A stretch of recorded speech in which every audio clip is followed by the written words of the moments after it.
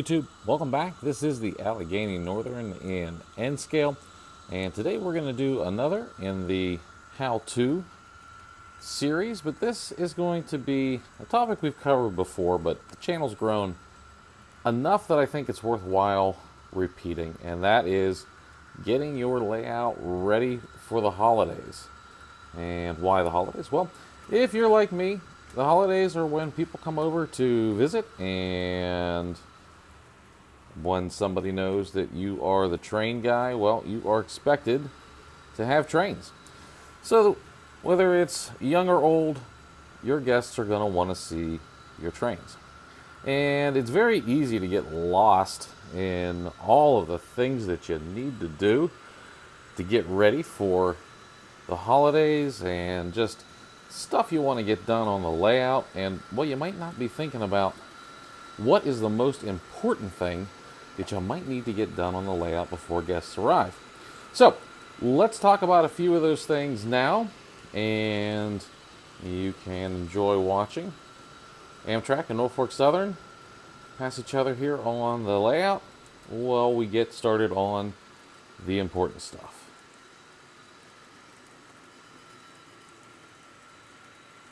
Anything worth doing is worth doing with coffee. So if you didn't start off with coffee, you're already on the wrong track. But let's say you had your coffee, and what's next? Cleaning up. Cleaning up is the perfect way to start getting your layout room ready for guests. And this is not just for Christmas time. This is any time. But empty the trash. Always have a trash bag ready to go. Just because you're going to make a mess. Now that is several months of work. That's not just from me cleaning up. But stuff like this, put all this stuff away, because it's just a tripping hazard that someone's going to trip over, and it makes your layout room look cluttered. So once you get all that cleaned up, get your floor swept. It'll go a long way in helping you enjoy your train room space, and it'll also go a long way in making sure your guests enjoy your train room space. Spare cords. In the summer months, we get a little soggy down here. And right now it is cold and dry, and there's no need to have a dehumidifier plugged in. So stuff like this, make sure the cord is pulled up, cleaned up, or if it's got to remain, make sure it's taped down and not somewhere somebody will trip over. Staying with the theme here, all this mess, it's got to go away. I know you've been working on projects. I've been working on projects. You can tell I've been working on projects. And the problem is, this stuff, easy to knock over, knock into models, knock off the layout, knock into trees, scenery, other stuff. Really, really, really, really need to clean up all of this mess. Put it all away, make it look, even if it's bare plywood, that is better than having junk on top of it. Clean up all your junk. Sensing a theme here? Okay, this one is probably going to stir some controversy, and you're going to feel inclined. Everyone's going to want to tell me their opinions on how they clean their tracks. And I mean this from the bottom of my heart. I don't care how you clean your tracks. So don't tell me why your way's better. Don't tell me why it's the correct way. I'm going to tell you what I do, and then you take it from there. I'm not interested in the 9,000 controversies or 9,000 videos that are out there saying how they clean their tracks. Let me show you how I clean my tracks. Our model railroads are nothing but giant circuits. They begin at, well, I guess they begin at the wall, and then they go to our command station and our boosters, and then they go to our rails eventually into the tiny motors that are in our locomotives. So the entire layout is nothing more than a giant electrical circuit. Contact cleaner, which is what we are doing, is the best thing that you can use on your layout, hands down. It is specifically designed to clean electronics, more specifically the contact points of electronics, and your rails are just that. Now, there are several versions of contact cleaner out there, and whichever contact cleaner you use, be sure you know what is in it. In a version like this, where you have a contact cleaner that's got a lubricant in it, be very, very conservative in how much of this you use, because it is a lubricant, and if your layout has hills and grades, this will cause the worst wheel slip you have ever seen. So, if your tabletop layout is not perfectly flat, I recommend something that does not have a lubricant. You want something that is quick drying and leaves no residue. Of course, has to be plastic safe since our components are plastic safe. Now, you will say, but there is so many other options on the market. Yes, there are. And before I did some research, I was using this Lifelike track cleaner. Bad. Not good for the rails. I've used other track cleaner.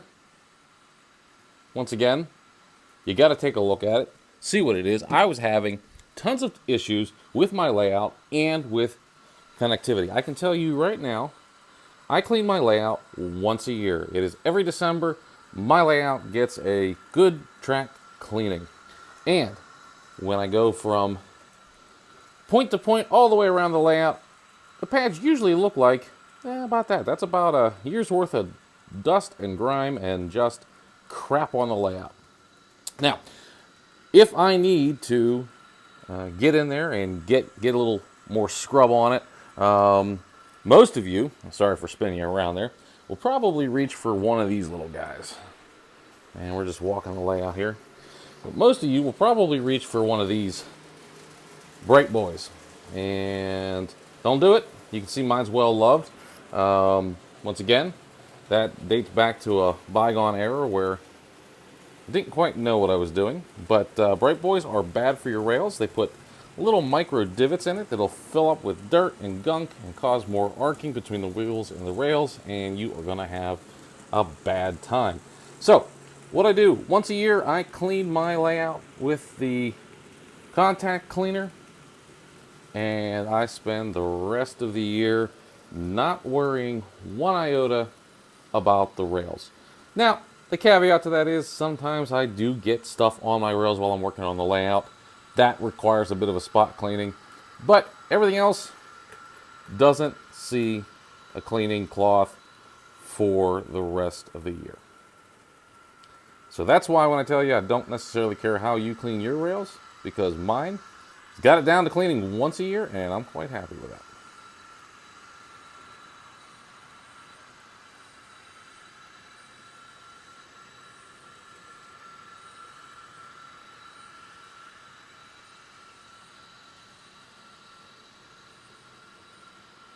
Okay, so you've done an excellent job of cleaning up your train room.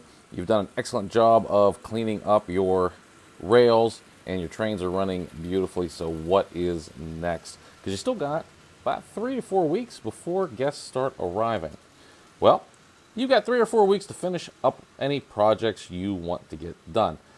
Now here's where I caution you, because you're going to want to get everything done. You are going to want your guests to see a finished layout and see all of the beautiful things that you have planned.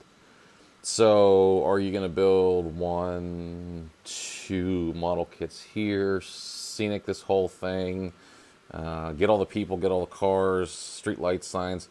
Probably not. So let's set your goals to things that you absolutely should get done before your guests arrive. So we talked about the projects that you should get done. And it's really easy to get lost in the weeds because we as modelers have so many projects that we want to do. We have so many ideas, and we have such a great vision for our layout that we don't often think that most of the people that are going to watch our layout in person, likely they're not trained people. So showing them your car card, showing them how your industries work, all that sort of stuff, they are going to glaze over because it's not something that they're necessarily interested in, or it's not something that they do and therefore they won't understand. And so while you try to make them understand or explain to them the finer workings of railroading, even in miniature, they are going to get lost. So projects that we should be working on are projects that are going to have visual appeal. So if you are within moments of having a signal system up and running, then that's a great thing. If you're like me and you're probably months and months away from having an operable signal system, spending time building more signals just isn't a good use of time right now for the holiday. So while I might plant a couple of these to get them out of the way because they're already assembled and they just need to be planted, that's one thing. But to get the rest of these things built and on the layout for the holidays just doesn't make sense, because even if it did, I can't turn them on to show anybody anyway. So Nobody's going to be impressed by a bunch of dark signals on the layout. We're going to skip that project. Am I going to be able to build all of the missing buildings that are up on this side, even though there's 2 of them, maybe 3 of them? Probably not. I do have them, but I'm just not going to be able to build them in time for guests. So that's the next point in what you're getting ready and what you're not getting ready is, do you have the time to do what you want to do properly? And if the answer is no, I'm going to end up rushing it, then you really don't want to do it because you're going to rush it and then I have to redo it anyway. So little things like fixing some signs that probably should be still up, cleaning up some people that have fallen over, gluing people back on. So if you're like me and you're constantly knocking little people off your layout, let's put the people back on the layout. That's something that people will notice when they're viewing your layout. That's, hey, I got, some dude laying on the roof here, and what's his deal? Well, his deal is I was clumsy. So let's just get him fixed. That way you don't have to explain how clumsy you are to your guests. Key to having a good running locomotive is making sure that you've got it cleaned and lubricated. So if you haven't cleaned the locomotive wheels and oiled them up recently, this is a great time to do it right before everybody shows up. Make sure your locomotives are running clean and quiet, and especially these ones here. So these ones haven't been running much on the layout at all this year. And if you look under there, you can still see that the grease is fresh and wet, and that's what you want to see. Now that doesn't mean that it's not dried up and clogged up inside the locomotive. So what I like to do is take out some of these older locomotives that have been sitting here on the storage tracks and haven't seen much action this year, get them to stretch their wheels out a little bit, send them around the layout. Gives the ones that have been doing yeoman's work all year a chance to relax and get these ones a chance to get out and do some work. So make sure your locomotives are in good shape. I like to do this in December when I clean the layout. It's just one of those things. It's easy to remember, and it takes a while because you've got to go through all of your locomotives, and if you're like me and you've got quite a fleet, it takes a hot second, but it's worth it. And just like you change the oil in your car, on your farm equipment, whatever it is you got, you just need to make sure that you take care of these things like you would any other piece of equipment. Keep them greased, keep them oiled, and keep them clean. So December's a great time to do that before all the guests arrive. That way, if one of those little grandkids, nieces, nephews, or just neighbor friends wants to see something running that's not on the layout, you know with confidence that it will run when you put it on the track. Obviously, cleaning your locomotives is an important part of keeping a good functioning railroad, but I think sometimes we forget that our rolling stock is also part of this whole deal. So if our rolling stock is not in good shape, bad couplers, bad wheels, dirty wheels, it has the same effect as having a bad, unmaintained locomotive. And so this is a great time before guests arrive to get in there and do all of that maintenance work that you have been neglecting all year. If you're like me, and I'm going to be honest, I have cars that are running on the layout that I know don't run well. They need their wheels changed, or they need couplers adjusted, or maybe they just don't run well. And you need to get in there and see what the hell's going on with them. I have probably about a dozen of those on the layout, and they're great for little operating sessions when it's just me and I can put up with them. But you don't want to have kind of issues with guests where cars are pulling apart, derailing, and all that sort of stuff. So great time to take a look at your rolling stock and see what is going on if something's not staying on the rails. If it's derailing in the same spot, look at your curves, look at how you're look for junk on the track. If it is happening sporadically and in different locations, then it's probably the car or the locomotive. If it's happening in the same spot with the same type of car, probably the track. But take a look at it and you can determine whether your couplers are the wrong shank length, or the wheels are getting pulled off, or the locomotives. You'll be able to isolate it and then figure out what needs to be adjusted. But take a look at your rolling stock just like you do your locomotives. Things you should do before your guests arrive. Stage your trains. So there's a lot of train. There's a lot of train all over the place. And no, it doesn't look cool. It's not going to impress anybody that you have so many trains. What it's going to do is make your layout look junky. So, stage your cars where you need to. Get your trains put together and assembled the way you'll want them to run. Everything else needs to go either into an industry or into a yard. Clean up your layout. Continues with getting your trains ready.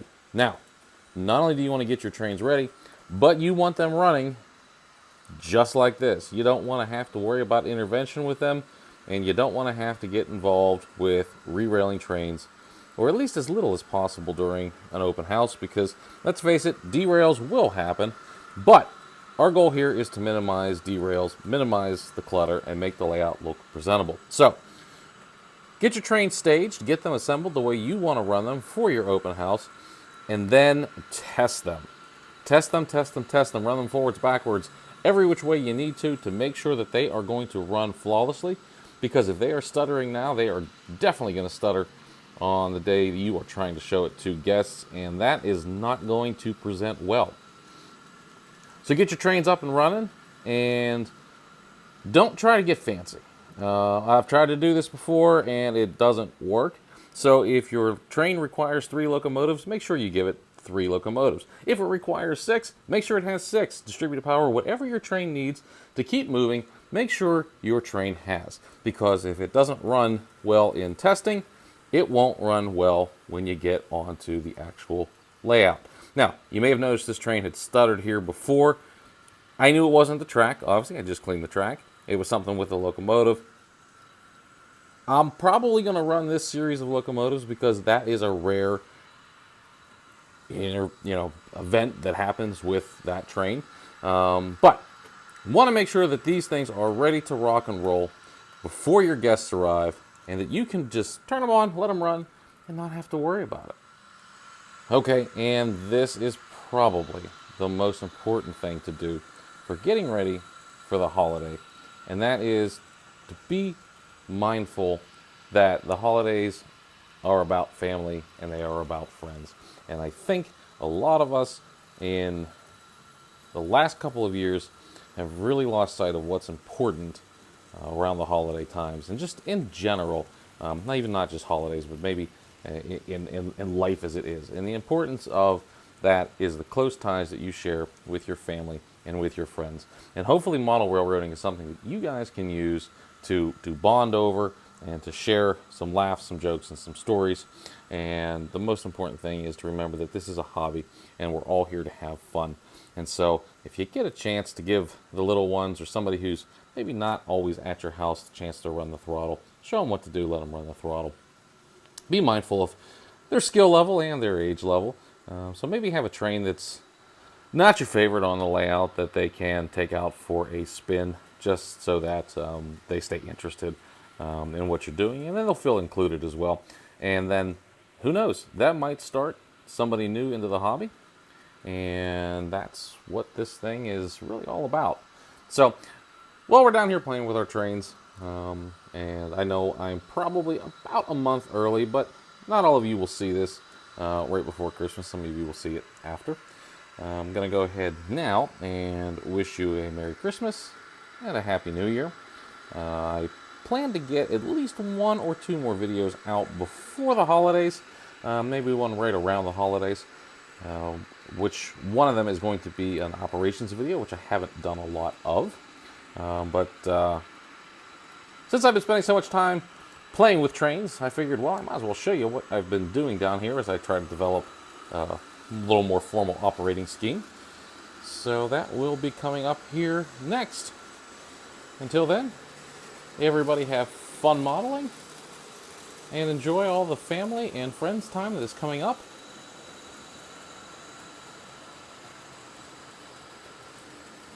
Especially if all that family and friends time involves good fun around yours and others' layouts.